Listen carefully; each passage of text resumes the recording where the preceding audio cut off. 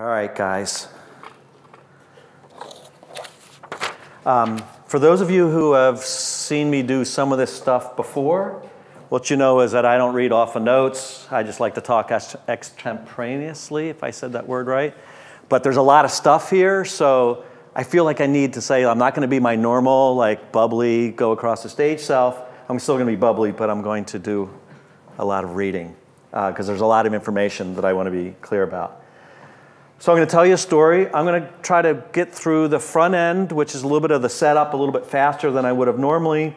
If you guys have questions, I'm going to be here for today and tomorrow, and I'd love to go into more detail. But I want to get to the good stuff as fast as possible, especially with us being delayed 2 hours. So yes, I'm Chris Heivly, and I've done a lot of crap. I just think it's kind of ADD but I think the important part that for those of you who I didn't have a chance to meet, who may be meeting me for the first time, what I want to share with you is that I've been an entrepreneur, I've been an investor, I've built an accelerator in my town of Raleigh-Durham over the last 6 or 7 years, making 42 investments. And while doing that in my community and working with people that are now kind of my friends and partners in this venture at Techstars, I've become kind of this community builder. As most of you know, you don't go to school for this, and it's not like, you know, we can get certified in any of this, maybe not yet. This is still a very new, kind of nascent type of role. And so, and as Ragwa said, we've been spending, this year, we've launched this kind of pilot program to work with 5 communities around the world, including Lima, Peru, and Richmond, Virginia, and Cleveland. Let me run through the Techstars stuff. For those of you who aren't familiar, Techstars, we're a worldwide network that helps entrepreneurs succeed. I like to put these numbers up because they still blow me away. Like you, I've spent more time admiring and following them from afar than being kind of under the tent like I have been this year. But the platform and the impact worldwide and the collective experiences that I can take from all of these actions and companies we work with, like Josh at Data Nerds, et cetera, is pretty incredible. Over 1,000 startup weekends this year, by the way. Think about that if you're familiar with a startup weekend. 1,000, about 48 startup weeks and Startup Digest. The first accelerator company to go public, SendGrid, just a couple weeks ago. Y Combinator, Techstars, 500 startups, all of them, first company to go public. So it's a heck of a platform. Through all those experiences and thoughts and kind of activities, we are very passionate, and I think most of the people in this room probably share that, or you probably wouldn't be in this room, that having a startup community and ecosystem is critical for every metropolitan area. The direct, and as importantly, the indirect benefits to corporations and companies and talent and people, all of this conspires together. This is part of the driver. It doesn't have to be it can't be the entire community, but having a robust ecosystem creates, especially kind of with millennials moving into urban areas, like all of this stuff is kind of spinning together, and it's why we launched this business this year. You know, the risk is, and you guys have been doing it for about 5 years or maybe longer, but the risk is for those communities who don't do it, I think they'll be left behind. So this is kind of our why, what we believe. What we observe in most community, startup community leaders, entrepreneurial community leaders, I'll use those words interchangeably, what we understand is that the first thing people do, including people in this room, including people like myself, in Raleigh-Durham, my home, is we start to think about what are all the pieces, the activities that I call these activities that we need to start going. We need a co-working space. We need an accelerator. We need a fund. We need an angel fund. We need angel investment. We need entrepreneurs. We have to run a startup weekend, right? We start doing kind of all of these things as kind of, and we start building on that over time. But what I'm going to tell you is that we kind of miss, and most communities start to miss, I think, a more fundamental and more important piece. And I'm most familiar with Boulder and Durham, in Raleigh-Durham. And what I'm going to tell you is that if you leave just the idea of we just need more activity as the driver, you're going to hit a plateau, or the potential can be capped. It's not unlike building a company that evolves over time and that has to do pivots and changes and use new tactics as you continue to mature. What I say is that the tactics that these two guys use to build a company from 0 to 1 are going to be much different than the tactics they're going to use to go from 5 to 10 or 5 to 20. Startup communities are no different. And so what we've done is kind of start to, oh, that looks pretty. This is what happens when you do it on the plane. So not the whole slide, just the build slide. I get a pass? So what we found is that the activities are just one piece. And actually, the more important part of startup communities are what we call kind of the attitudes. And at Techstars, we've labeled a term called Give First. And if you don't know what that means, ask someone. Ask Josh about it, who's been through the Boulder program. But it's really simple. It is that each one of us as individuals sign up to give without any expectation of getting something in return. Now, this is my first time I'm kind of planting that seed. So for those of you who think we're going to start rubbing crystals together and, I'm going to start talking about the universe, I get it. It's a little squishy. But I have seen it firsthand where the right attitudes as individuals collectively grow up to do something bigger. So we're going to talk about that. All-inclusive, network over hierarchy. Once you have a great foundation, then you can start figuring out all the people, especially to this all-inclusive, that can help play a role in the community. A lot of times in the early stages of community building, we're only working with maybe entrepreneurs and investors. And then we layer on maybe an organization like AO. But it actually takes much more people, especially as you begin to scale. And we have to make sure that everyone's welcome into this community because everyone has a role to play, even government, who I abhor, typically, but learning to love. And then after those, then we can figure out what are the right activities that our community needs to best serve the entrepreneurs, all right? So think about those 3 building blocks and the very cute alliteration of attitudes, actors, and activities.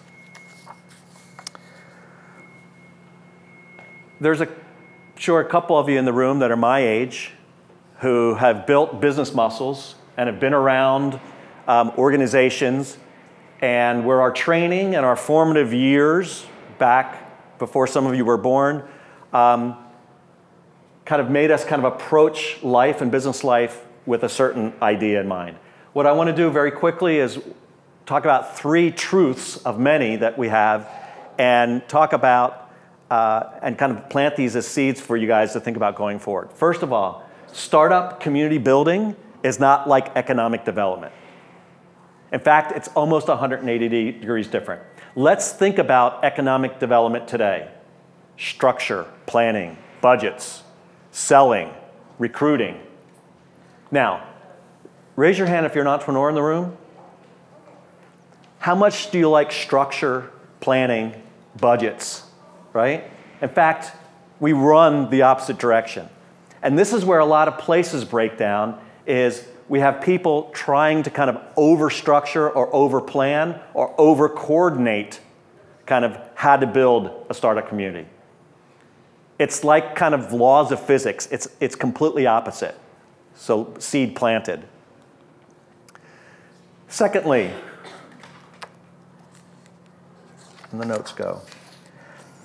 My partner Brad wrote a book about 5 years ago called Startup Communities. It's become a Bible for many people who are passionate and motivated to be involved in kind of community building.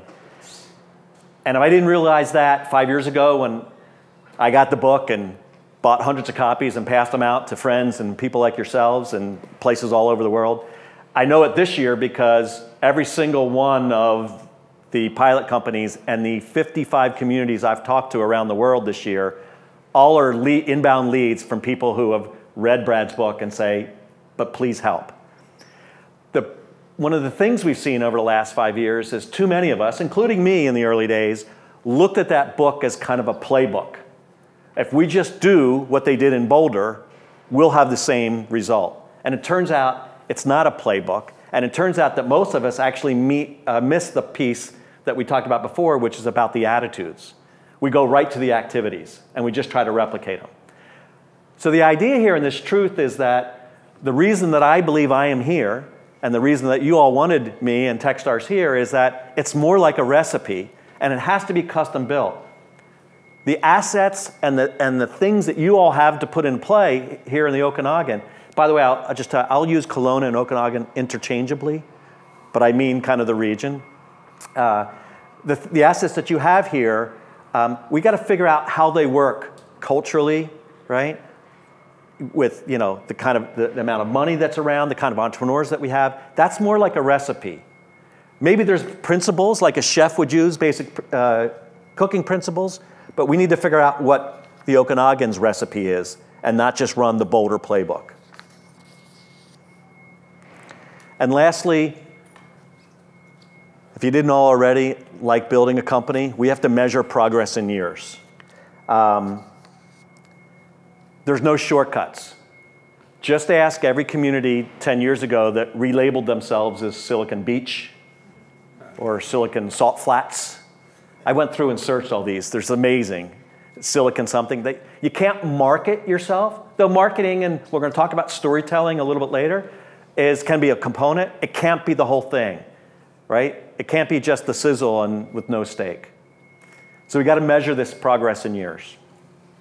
Which means when you think about, and I talk about kind of creating, augmenting, moving kind of behavior and attitudes and a new approach or a slightly different approach to how we look at things, you may not see the benefit tomorrow. But I can promise you, and I've witnessed this firsthand in a number of communities now, that you can see it over time. You can see the impact over time. That's for Silicon Silicon Vineyard. Vineyard. Seriously? Did someone do that? Someone did that. Yeah. They're not here, are they? I don't know. Was it Jeff Keane? He's here. He is here. I saw him. It was not Jeff. All right. So in order for us to think about how we can proactively go into communities like this and help, we needed to take kind of all of our collective thinking, take Startup Communities, the book, now 5 years old, needing an update, hopefully maybe being written this year. We needed to kind of figure out new best practices and figure out a way that we kind of organize this so that we can share those thoughts with people like yourselves and then figure out kind of where the wins and the gaps and the challenges were. So we built a model. And it's kind of crude and it's like an MVP. But it's something that we've used and we're starting to harden up. And so this model is really ugly. Don't laugh at the graphic, or just snicker. Just don't laugh at the graphics. Because this is an MVP. This is built on PowerPoint and Excel. And so this is me. All right, so there it is. There's our model. Well, there's a little bit more. But it's really important. And here's what most places start to forget. No entrepreneurs, no entrepreneurial community. The rest of us are here, if we're not an entrepreneur, to serve entrepreneurs. Plain and simple. No entrepreneurs, no entrepreneurial community. You'd be amazed how many places forget that. Not here, of course.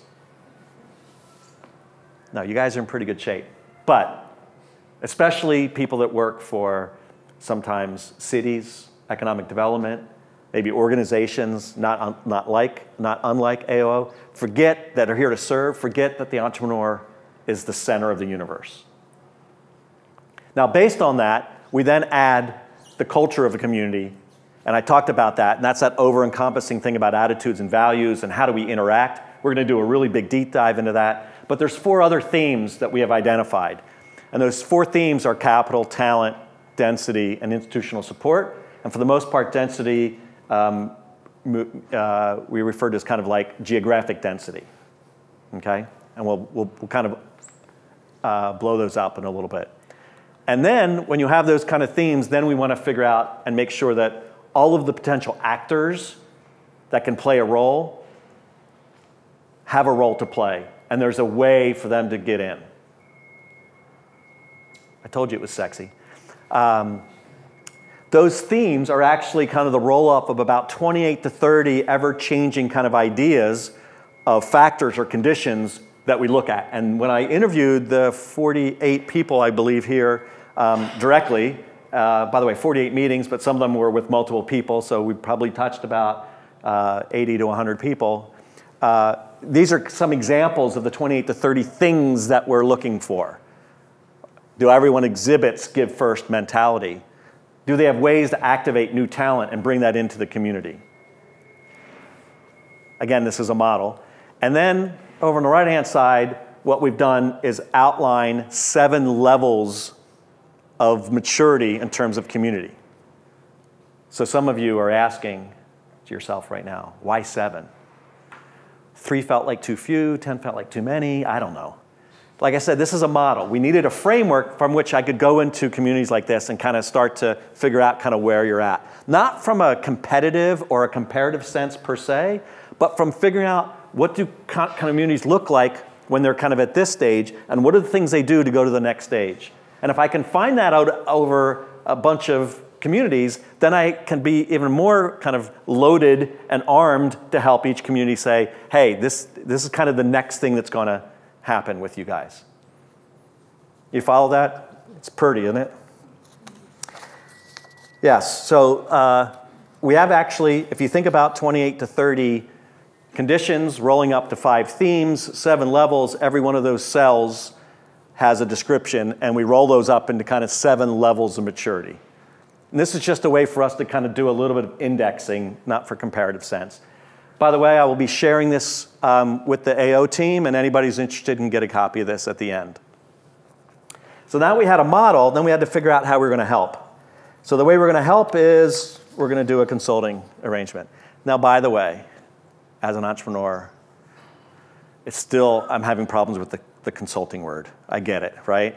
I don't want to be that consultant, but you'll see peppered through this presentation that I'll use the word we, because I'm now in. You guys got me. So we'll try to make it as kind of least consultant-y as possible. So the idea is, all right, well, what do we need to do? I need to go talk to as many people as possible. Let's do this inventory. As Raghav said, I did that late August, early September, spent about 10 days here, I think. 7 or 8, some of you were part of that, 7 or 8 meetings a day, a couple nighttime, went to Penticton, went to, see how that rolled off my tongue? Went to Vernon as well. You're welcome. So a few thoughts about this. So I've done the assessment, and now we're doing the readout, the roadmap, kind of use those interchangeably. Here's the thing. We have years of experience and a ton of observations. We're not going to get everything right, because this isn't perfect. This isn't a playbook, right? It's a recipe. So this really what we're trying to do. This is the first time we're going to start building a feedback loop. And though technically the end of my contract ends when I deliver this, as Raghav and I just talked about, I'm in. You guys got me forever and ever. And I assume that if any one of you have an idea or a thought or a question, I'm here. At the end, I'll have my email, and I assume that you guys will take advantage of that if needed. So this is a relationship that we're building.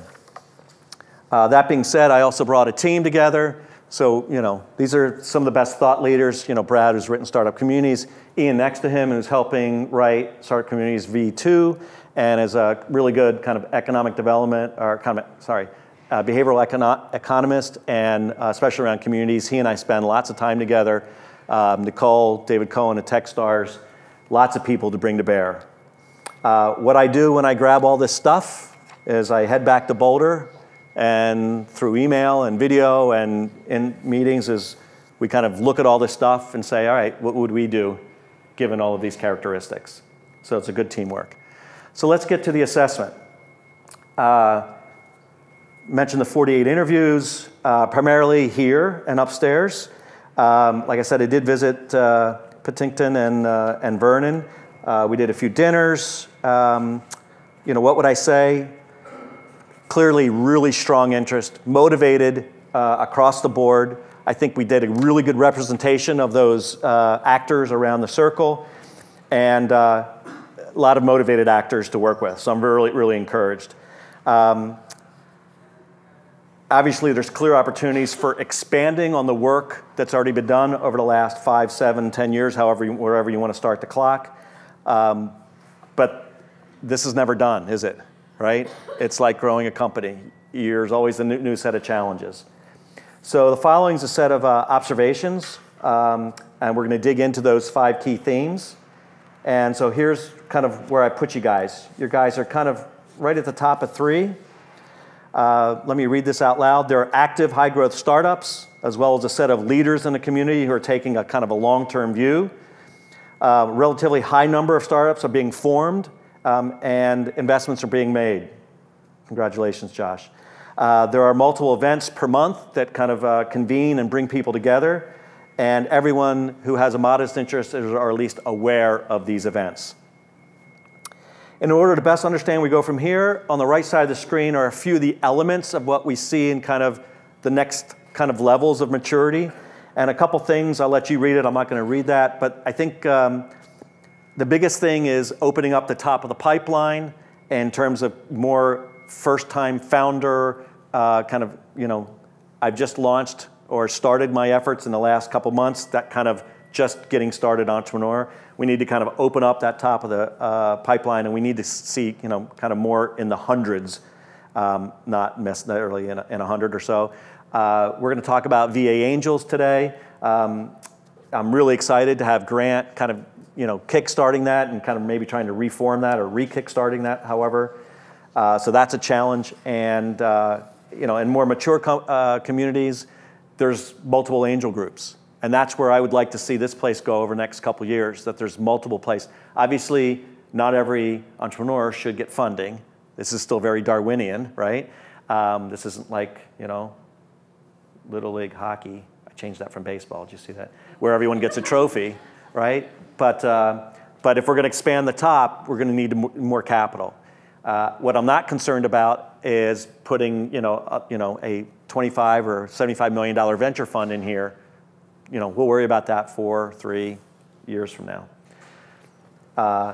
The other thing I'll mention is corporate partners, which I think is a really awesome opportunity for the areas to start bringing corporations closer to the fold. We'll do a big deep dive into that. When we scorecard this out, so here's those 7 levels of maturity. Here are those 5 themes.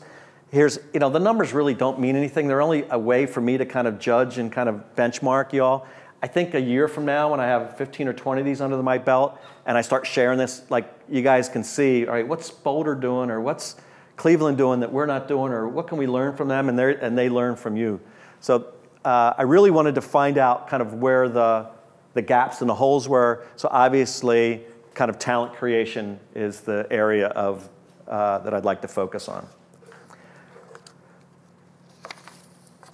Because I'm a data visualization person, hence the geography thing, I built this really cool little spider chart. For those of you who visited Boulder, kind of here's where the 5 themes stick. Capital is almost always a trailing indicator, so let's not focus on capital. What I tell people is that there's 5 key themes to community building. In order of importance: culture, density, talent, capital, and institutional support, and in most places they reverse that. They start with institutional support, they build organizations, they get the government or the city involved, and then they start throwing capital at stuff. Well, I can tell you, money thrown at shit, it's still shit, right? And in fact, it's not just, oh, it didn't work. It's like, oh, they don't know what they're doing, right? And it ends up becoming a negative thing, especially when smart capital starts to look at companies that people threw shitty capital at, right? So this doesn't worry me, right? Doesn't worry me at all. Obviously, we're going to spend a lot of time talking about culture. How are we doing so far? Everyone staying awake? Oh, yeah. You have to go to the bathroom? I had to, sorry. I want to stay. I understand. So let's do a deep dive. So we're going to get into some really, really kind of detailed stuff. I've borrowed a phrase from Foundry Group, Brad's venture group, and kind of twisted their kind of internal operating phrase, and I've kind of stolen that. My job here today is to share constructive and honest feedback and deliver it kindly.